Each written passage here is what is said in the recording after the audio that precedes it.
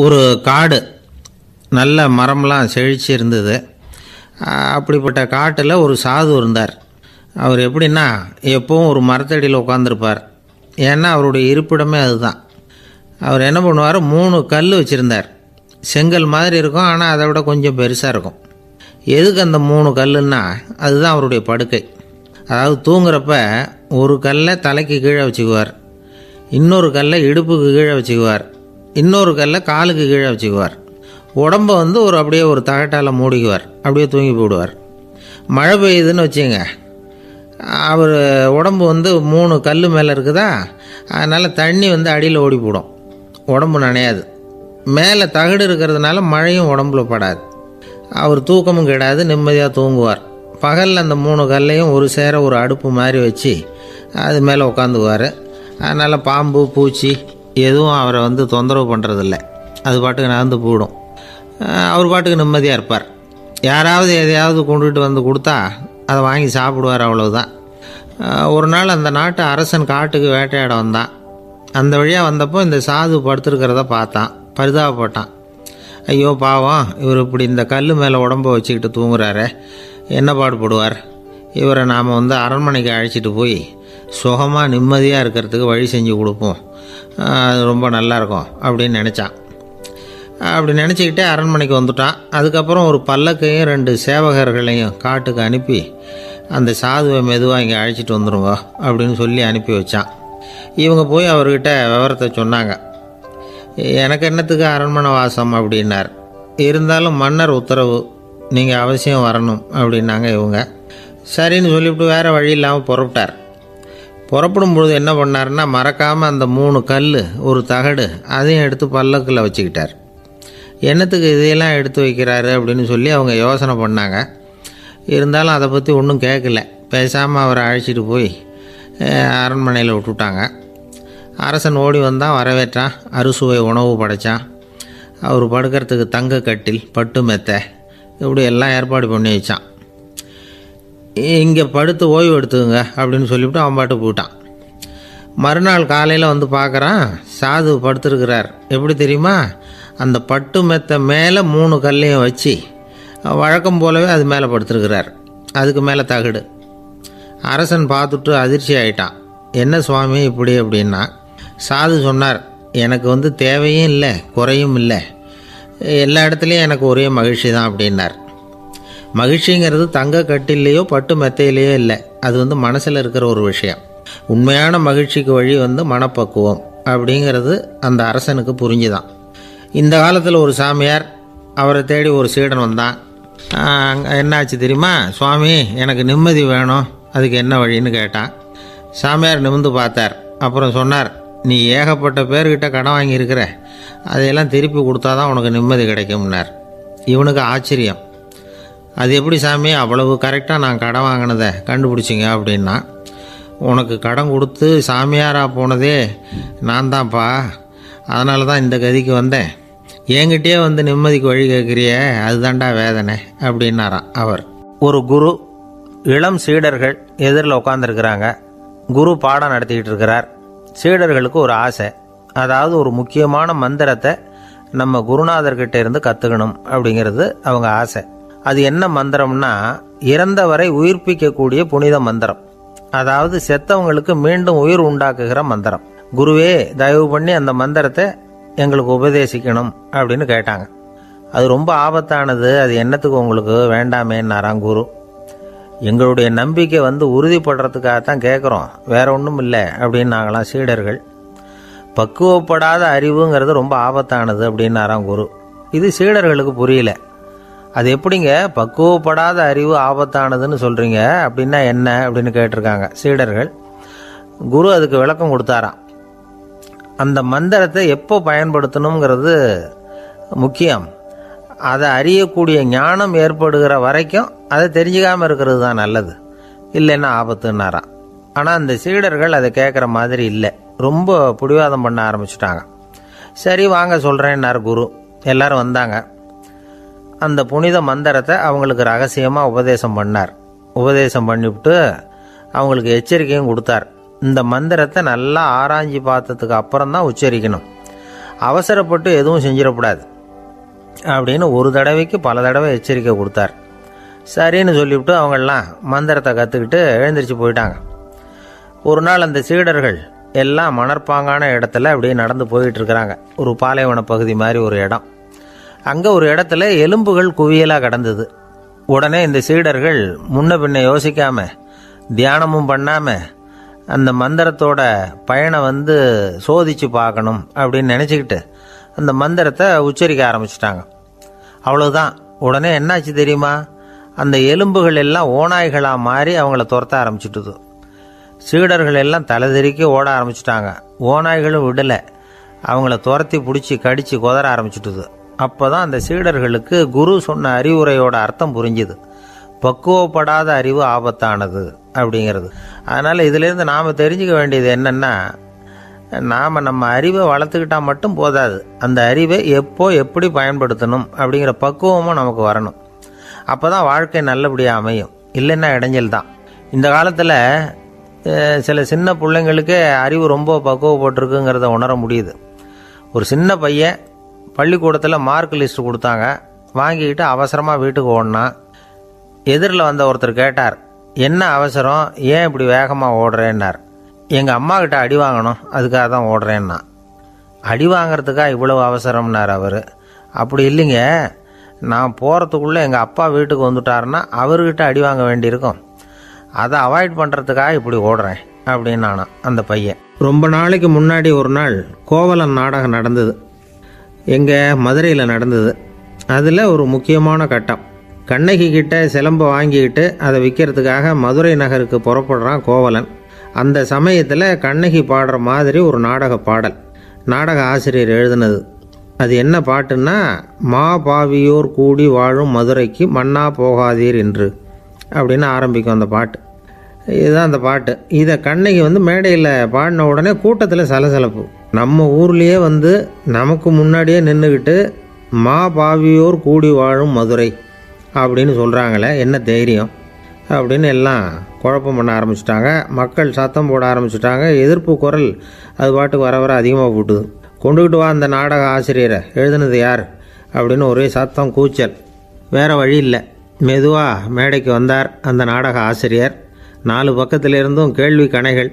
மக்களை பார்த்து கொஞ்சம் அமைதியாக இருங்கோ அப்படின்னு சொல்லிவிட்டு தன்னுடைய விளக்கத்தை சொல்ல ஆரம்பித்தார் அந்த நாடக ஆசிரியர். மா அப்படின்னு சொன்னால் திருமகளாகிய லட்சுமி அப்படின்னு அர்த்தம். பா அப்படின்னா கலைமகளாகிய சரஸ்வதி. வி அப்படின்னா மலைமகளாகிய பார்வதி.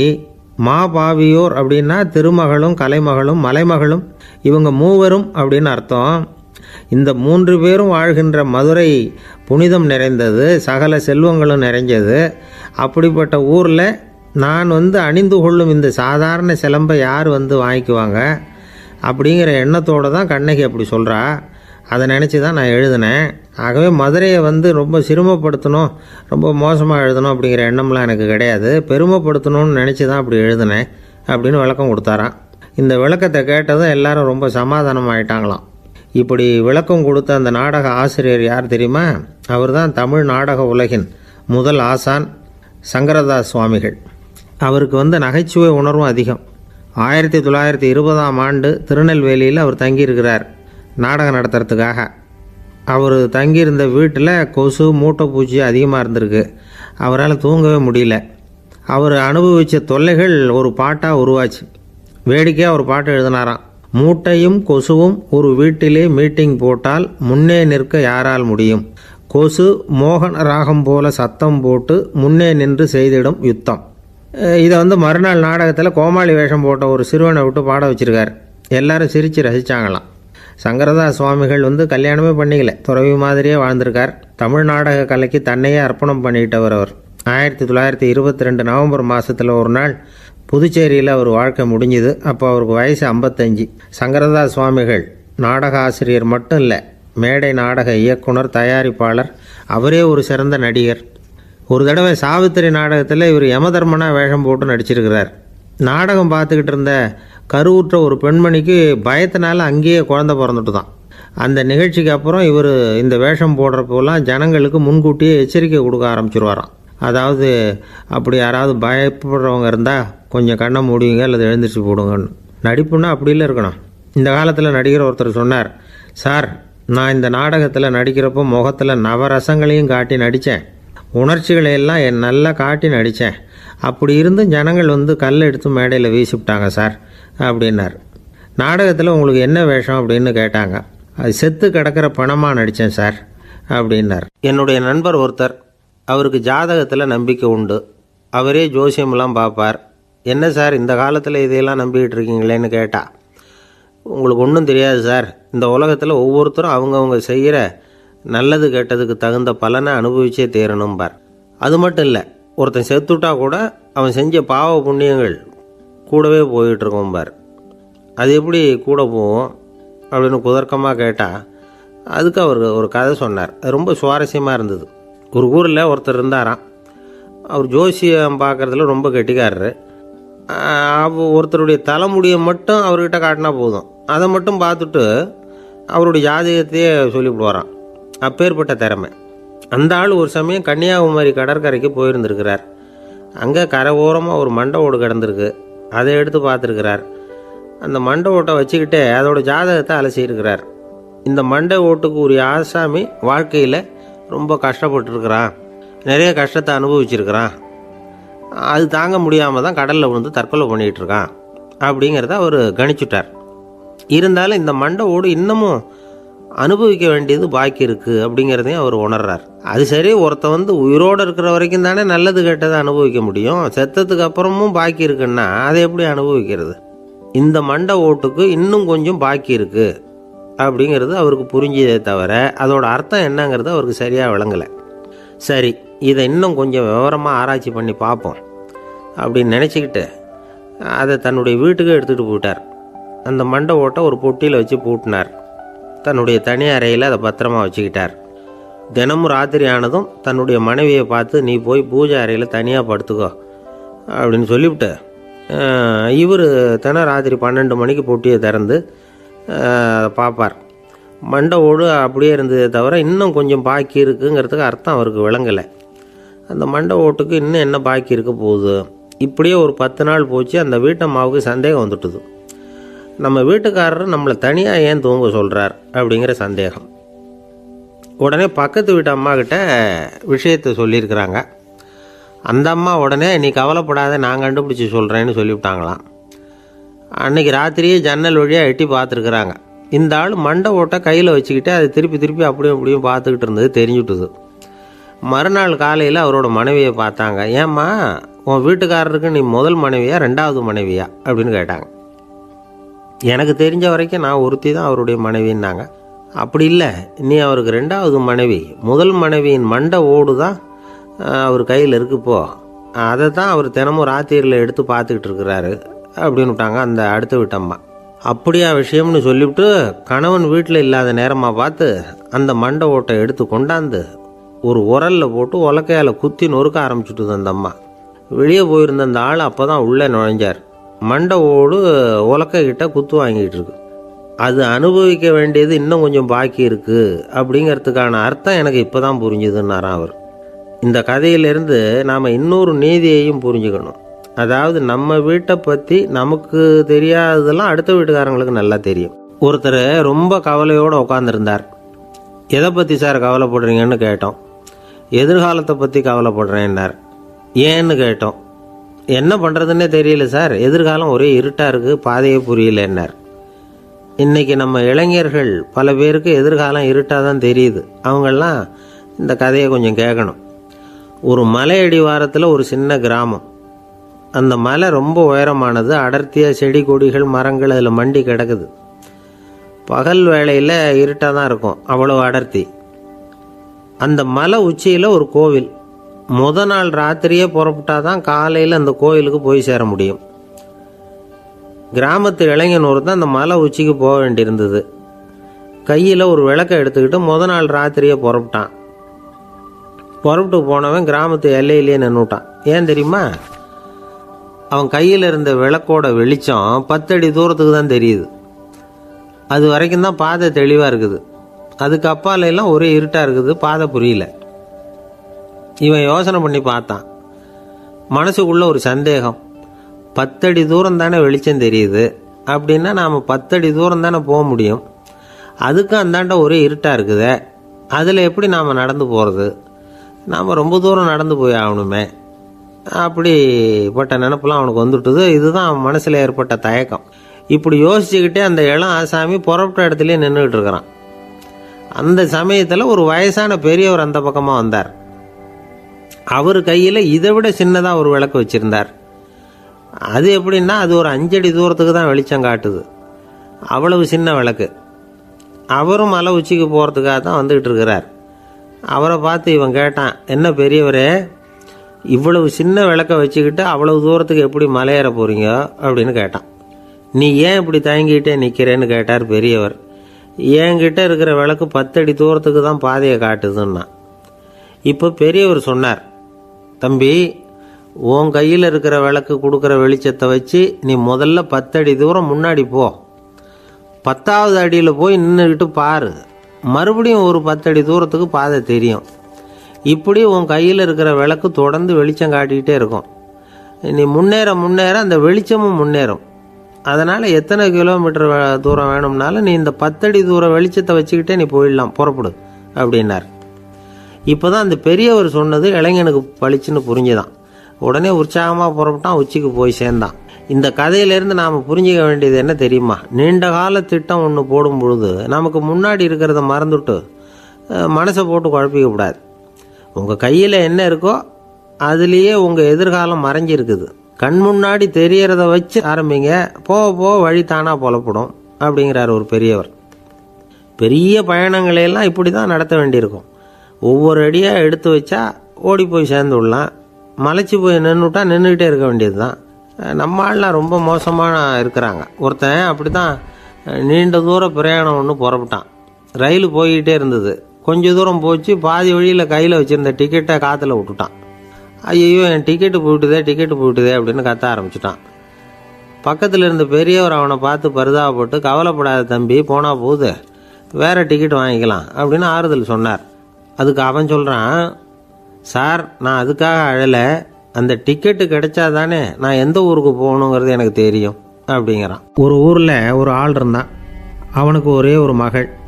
அவளை நல்ல இடத்துல கட்டி கொடுக்கணும்னு ஆசைப்பட்டான். அதுக்காக மாப்பிள்ளை தேடிக்கிட்டு இருந்தான்.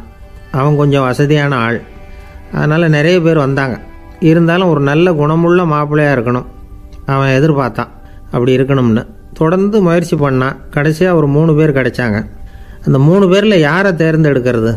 இதுதான் அவனுக்கு வந்த குழப்பம். இந்த நிலைமையில் ஒரு பெரியவரை தேடி போனான். அவர்கிட்ட தன்னுடைய பிரச்சனையை சொன்னான். அவர் கொஞ்சம் யோசனை பண்ணார். அதுக்கப்புறம் 3 பேரையும் கூப்பிட்டார். இதை பாருங்கப்பா, உங்கள் 3 பேருக்கும் 3 மாத கால அவகாசம் தர்றேன். நீங்கள் இப்போ போகலாம். 3 மாதம் கழித்து திரும்பி வரலாம். அப்படி வரும்பொழுது இந்த 3 மாத காலத்தில் நீங்கள் செஞ்ச நல்ல காரியம் ஏதாவது ஒன்று சொல்லணும். அதை வச்சு உங்களில் ஒருத்தரை நாங்கள் தேர்ந்தெடுத்துக்கிறோம் அப்படின்னு சொன்னாராம். 3 பேரும் சரின்னு சொல்லிவிட்டு திரும்பி போயிட்டாங்க. 3 மாதம் ஆச்சு. அதுக்கப்புறம் ஒரு நாள் திரும்பி வந்தாங்க. அவர் அவங்கள கூப்பிட்டு உட்கார வச்சார். அப்புறம் கேட்டார், இப்போ சொல்லுங்கள், இந்த 3 மாத காலத்தில் நீங்கள் செஞ்சுருக்கிற ஏதாவது ஒரு நல்ல காரியத்தை சொல்லுங்கள் அப்படின்னார். முதல்ல ஒருத்தன் எழுந்திரிச்சு நின்னான். ஐயா, எங்கள் அப்பா இறந்த பிறகு அவரோட கணக்கு வழக்குகளை எடுத்து பார்த்துக்கிட்டு இருந்தேன். அவர் ஒரு வியாபாரிகிட்ட 10,000 ரூபா கடன் வாங்கியிருக்கிறதாக எழுதியிருந்தார். அந்த வியாபாரியும் இப்போ உயிரோடு இல்லை. இருந்தாலும் அந்த வியாபாரியோட மகனை தேடி கண்டுபிடிச்சேன். கணக்கு புத்தகத்தை காட்டினேன். எங்கள் அப்பா உங்கள் அப்பா கிட்ட 10,000 ரூபா கடன் வாங்கியிருக்கிறதாக இதை எழுதியிருக்கிறார். அதனால் அதை திருப்பி கொடுக்கறதுக்காக வந்திருக்கிறேன். இந்தாங்க அந்த பணம் அப்படின்னு சொல்லி கொடுத்துட்டு வந்துட்டேன் அப்படின்னு நானும். இதை பெரியவர் கவனமாக கேட்டுக்கிட்டார். அதுக்கப்புறம் 2வது இளைஞன் எழுந்திரிச்சான். ஐயா, நான் போன மாதம் ஒரு நாள் ராத்திரி வேளையில் ஒரு காட்டுப்பாதை வழியாக எங்கள் ஊருக்கு போய்கிட்டு இருந்தேன். அந்த சமயத்தில் அந்த வழியாக வந்துக்கிட்டு இருந்த ஒரு வழிப்போக்கர்கிட்ட 4-5 திருடர்கள் வம்பு வளர்த்து அவர்கிட்ட இருந்த பொருளையெல்லாம் கொள்ளையடிச்சிக்கிட்டு இருந்தாங்க. நான் உடனே ஒரு குச்சியை எடுத்துகிட்டு ஓடினேன். அந்த திருடர்களை அடித்து விரட்டினேன். பொருளையெல்லாம் மீட்டு அந்த வழிப்போக்கர்கிட்ட ஒப்படைச்சேன். அவரை பத்திரமா அழைச்சிக்கிட்டு போய் அவர் வீட்டில் விட்டுட்டு வந்தேன் அப்படின்னு நானும். இதையும் பெரியவர் கவனமாக கேட்டுக்கிட்டார். அடுத்தபடியாக 3வது இளைஞன் எழுந்திரிச்சான். ஐயா, போன மாதம் ஒரு நாள் நான் ஒரு மலைப்பாதை வழியாக போய்கிட்டு இருந்தேன். மலைப்பாதை விளிம்பில் ஒரு மதகு கட்டை, அது மேலே ஒரு ஆள் படுத்து தூங்கிட்டு இருந்தான். அந்த பக்கம் தவறி உருண்டு விழுந்திருந்தான்னா அதில் பாதாளம், அது மலையடி வாரத்தில் போய் தான் விழணும், அவ்வளவு பள்ளம். அது தெரியாமல் அவன் பாட்டுக்கு தூங்கிக்கிட்டு இருந்தான். நான் உடனே அவன்கிட்ட ஓடி போய் குனிஞ்சு அவன் முகத்தை பார்த்தேன். அப்போ தான் புரிஞ்சுது, அவன் ஏற்கனவே எனக்கு தெரியும், அவனை எனக்கு நிறைய கெடுதல் பண்ணியிருக்கிறான், இடைஞ்சல் கொடுத்தவன். இருந்தாலும் ஐயோ பாவம்னு நினச்சி அவனை எழுப்பி பாதுகாப்பாக வேற ஒரு இடத்துல படுக்க வச்சுட்டு வந்தேன் அப்படின்னு நானும். பெரியவர் இதையும் கேட்டுக்கிட்டார். அதுக்கப்புறம் அவங்க 3 பேரையும் பார்த்து, நீங்கள் போகலாம், நாங்கள் யோசித்து முடிவு பண்ணி உங்களுக்கு சொல்லி அனுப்புகிறோம் அப்படின்னாராம். அந்த இளைஞர்கள் புறப்பட்டு போயிட்டாங்க. அதுக்கப்புறம் அந்த பெண்ணோட அப்பாவை பார்த்து சொன்னார், இந்த 3 பேருமே நல்ல பிள்ளைங்க தான், அதில் ஒன்றும் சந்தேகம் இல்லை. இருந்தாலும் இந்த 3 பேர் செஞ்ச செயல்களையும் ஒப்பிட்டு பார்க்க வேண்டியிருக்கு. முதல் இளைஞன் நேர்மைக்கு எடுத்துக்காட்டாக விளங்குறான். இந்த காலத்தில் இது மாதிரி இளைஞர்களை பார்க்குறது ரொம்ப கஷ்டம்தான். இருந்தாலும் அவன் கடமையை தான் செஞ்சான். 2வது இளைஞன் நல்ல வீரன், தைரியசாலி. ஒரு வீரன் எதை செய்யணுமோ அதைத்தான் இவன் செஞ்சான். இவன் ஒரு லட்சிய மனிதன். 3வது இளைஞன் தன்னுடைய பகைவனுக்கே உதவி செஞ்சுருக்கான். அவன் உயிரை காப்பாற்றியிருக்கிறான். பகைவனுக்கு அருள்வதுங்கிறது ஒரு சாதாரண மனுஷனால் செய்யக்கூடிய காரியம் இல்லை. பகையை மறக்கிறதும் பகைவனுக்கு அருள்வதும் தெய்வீக பண்புகள். அதனால் இவனையே உன்னுடைய மகளுக்கு ஏற்ற மாப்பிள்ளையா தேர்ந்தெடுக்கலாம் அப்படின்னு சொன்னாங்களாம். ஒரு நல்ல நாளில் அவங்களுக்கு திருமணம் நல்ல விதமாக நடந்து முடிஞ்சுதான். இது சுவாமி சின்மயானந்தர் சொல்லியிருக்கிற ஒரு கதை. இதிலேருந்து நாம் புரிந்து கொள்ள வேண்டிய ஒரு கருத்து, நமக்கு கெடுதல் பண்ணவங்களுக்கும் நாம் நல்லது செய்யணும். ஆனால் நடைமுறையில் அப்படி நம்மளால் செய்ய முடியறதில்ல, அதுதான் சிக்கல். நம்மால் ஒருத்தங்கிட்ட கேட்டேன், ஏண்டா உன்னுடைய பகைவன் ஒருத்தன் அது மாதிரி ஒரு மலைப்பாத மதகு கட்டையில் படுத்திருந்தா உடனே நீ என்ன நினைப்ப அப்படின்னு கேட்டோம். இது ஒரு அருமையான சந்தர்ப்பம்னு நினைப்பேன் அப்படின்னா. எதுக்குன்னு கேட்டோம். அவனை அந்த பக்கமாக உருட்டி கீழே தள்ளுறதுக்கு அப்படின்னா. ஒரு காடு, அங்கே புத்தர் அவர் பாட்டுக்கு நடந்து போய்கிட்டே இருக்கிறார். அவருக்கு பின்னாடி ஒரு குரங்கு, அதுவும் தொடர்ந்து வந்துக்கிட்டே இருக்குது. புத்தர் திரும்பி பார்த்தார். குரங்கு அப்படியே குதித்து உயர எழும்பி ஒரு கிளையில் போய் உக்காந்துது. ஏன் இப்படி பண்ணுறேன்னு கேட்டார் புத்தர். என்னை சாதாரணமாக நினைக்க வேணாம், நான் மகாமந்தி, என்னால் எல்லாம் முடியும், முடியாதுங்கிற வார்த்தையே என்னுடைய அகராதியில் கிடையாது, என்ன வேணும்னாலும் செய்வேன் அப்படின்னுது. அப்படின்னா ஒரு பந்தயம் வச்சுக்கலாமான்னார் இவர். ஓ வச்சுக்கலாமேன்னுது. வேற ஒன்றும் இல்லை, இப்போ நீ மேலே எழும்பி அந்த கிளையில் உட்காந்தது மாதிரி அங்கேருந்து தாவி என் உள்ளங்கையில் உட்காரணும், அவ்வளவுதான் அப்படின்னார். அப்படி உட்காந்துட்டா என்ன பரிசு அப்படின்னு கேட்டது. அது சொர்க்கத்தில் இருக்கிற மாமன்னன் மரகத சக்கரவர்த்தியை என்னோட இருக்கும்படியாக கூப்பிட்டுக்கிறேன். அந்த சமயத்தில் அவருடைய அரியணை அங்கே காலியாகிடும், நீ அதில் போய் உட்காந்துக்கலாம். பந்தயத்தில் தோத்துட்டா ஒரு கல்ப காலம் இந்த பூமியில் வாழ வேண்டியிருக்கும், அதுக்கு பிறகு தான் என்கிட்ட வர முடியும், என்ன சொல்கிற அப்படின்னார். குரங்குக்கு தாவறது ஒரு பெரிய காரியமா? இது எனக்கு ரொம்ப சாதாரண விஷயம், என்ன இப்போவே தாவட்டுமா அப்படின்னுது. சரின்னு சொல்லி உள்ளங்கையை நீட்டினார். அவருடைய கை தாமரை இலை அளவுக்கு அப்படியே விரிஞ்சுது. குரங்கு சௌகரியமாக உட்கார்றதுக்காக. குரங்கு தாவறதுக்கு தயாராச்சு. அதுக்கு முன்னாடி ஒரு சின்ன யோசனை. அதுக்கு இந்த கிளையிலேருந்து அந்த கைக்கு தாவறது எனக்கு ரொம்ப அற்பமான ஒரு வேலை, இது ரொம்ப சாதாரணம், என்னுடைய கௌரவத்துக்கு இது சரியாக இருக்காது. அதனால் நான் என்ன பண்ண போகிறேன்னா, இங்கேருந்து கிளையிலேருந்து அப்படியே உயர எழும்ப போகிறேன். எழும்பி மேல் உலகம் போய் அங்கே ஒரு சுற்றிவிட்டு அதுக்கப்புறம் அங்கேருந்து நேராக இந்த கையில் உட்கார போகிறேன் அப்படின்னு நினச்சிது. என்ன யோசிக்கிற அப்படின்னார் புத்தர். ஒன்றும் இல்லை, இந்த பாயிரம் பார் அப்படின்னு சொல்லி தாவி உயர போயிட்டுது. கொஞ்ச நேரத்தில் வான உலகத்துக்கே போய் சேர்ந்துட்டுது. அங்கே போய் பார்த்தா அங்கே ஒரு 5 பளிங்கு தூண்கள் இளம் சிவப்பு நிறத்தில் நின்றுக்கிட்டு இருக்குது.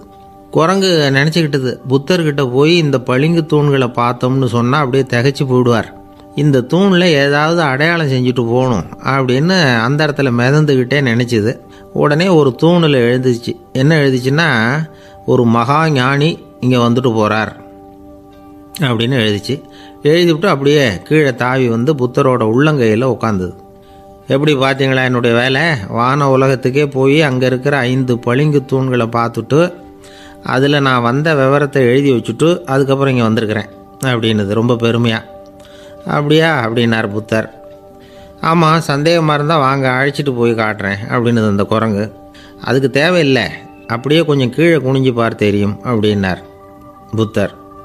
அங்கே பார்த்தா புத்தரோட உள்ளங்கை தெரிஞ்சுது. நல்லா உத்து பார்த்துது. அவரோட ஒரு விரலில் அது எழுதிய வாசகம் தெரிஞ்சுது. குரங்கு யோசனை பண்ணிச்சு, அப்படின்னா வானத்தில் நான் பார்த்தது புத்தரோட விரல்களா அப்படின்னு யோசிச்சுது. இதை புரிஞ்சுக்கிட்ட உடனே அந்த குரங்கோட கர்வம் அழிஞ்சு போச்சான். நம்ம மனசு தான் இந்த குரங்கு. மனம்ங்கிறதும் ஆணவம்ங்கிறதும் ஒரு நாணயத்தின் ரெண்டு பக்கங்கள். மனம் உள்ளவரை ஆணவமும் இருக்கும். மனம் அழிஞ்சாதான் ஆணவம் அழியும். மனம் அழிய வேண்டும் அப்படின்னு பெரியவங்க சொல்கிறது இந்த அர்த்தத்தில் தான். நம்ம ஆளுங்க சவால் விடுறதெல்லாம் வேறு மாதிரி. ஒருத்தன் ஒரு வாய்க்காலை தாண்டுறேன்னு பந்தயம் கட்டி தாண்ட முடியாமல் வாய்க்காலில் விழுந்து காலை உடச்சிக்கிட்டு கட்டு போட்டுக்கிட்டு வந்தான். ஏன்டா அப்படின்னு கேட்டாங்க. நான் பந்தயம் கட்டின நேரம் சரியில்லை அப்படின்னா. எப்படிறான்னு கேட்டிருக்காங்க. வாய்க்காலில் தண்ணி இருக்கிற நேரமாக பார்த்து பந்தயம் கட்டியிருக்கணும் அப்படின்னானா. ஒரு அம்மா, அவங்களுக்கு 35 வயசு இருக்கும். குடும்பத்தில் எந்த கஷ்டமும் இல்லை. இருந்தாலும் காரணம் இல்லாமல் பிள்ளைங்க பேரில் கோவப்படுறது, எரிஞ்சு விழுறது அவங்க வழக்கம். பிள்ளைங்க அழும். உடனே அவங்க மனசும் சங்கடப்படும். இன்னொரு அம்மா, நல்ல வேலையில் இருக்கிறவங்க, வாரத்துக்கு ஒரு தடவையாவது தலைவலி வந்துடும். இவங்களுக்கெல்லாம் உடம்புல எந்த கோளாறும் இல்லை, மனசு மட்டும் சரியாக இருக்காது. தூக்க மாத்திரை கையில் வச்சுருப்பாங்க. 30-35 வயசுடைய பெண்களுக்கு சர்வசாதாரணமாக காணப்படுகிற மனக்கோளாறு இது. இதுக்கு பேர் மனவாட்டம், டிப்ரெஷன், மனமடிவு அப்படின்னு சொல்லலாம். இந்த நோய்க்கு அறிகுறி என்ன தெரியுமா? மனசில் வருத்தமான உணர்வு இருக்கும். அடிக்கடி அழலாம் போல தோணும். முன்னால எல்லாம் எந்தெந்த செயலில் ஆர்வம் இருந்ததோ அதெல்லாம் குறைஞ்சிரும், அல்லது சுத்தமாகவே ஆர்வம் இல்லாமல் போயிடும். சில பெண்கள் இளம் வயசில் பக்கத்தில் இருக்கிறவங்க கிட்ட கலகலப்பாக பேசுவாங்க. வீட்டை அலங்கரிக்கிறதுல ஆர்வம் இருக்கும். இப்போ அதிலெல்லாம் ஆர்வம் இல்லாமல் போயிடும். எந்த வேலை செஞ்சாலும் சீக்கிரம் களைப்பு அடைஞ்சுடுறது மாதிரி ஆகிடும். நமக்கு யாருமே உதவியாக இல்லை, நம்ம எல்லாரும் கை விட்டுட்டாங்க போல இருக்குதே அப்படிங்கிற உணர்வுலாம் உண்டாகும். தன்னைத்தானே குறை சொல்லிக்குவாங்க. நாம் தப்பு பண்ணிவிட்டோம் போல இருக்குதே அப்படின்னு தோணும். குற்றம் பண்ணிட்டதா நினச்சி கஷ்டப்படுவாங்க. பசி இருக்காது, தூக்கத்தில் தொந்தரவு இருக்கும். அடிக்கடி செத்து போடலாங்கிற உணர்வு வரும்.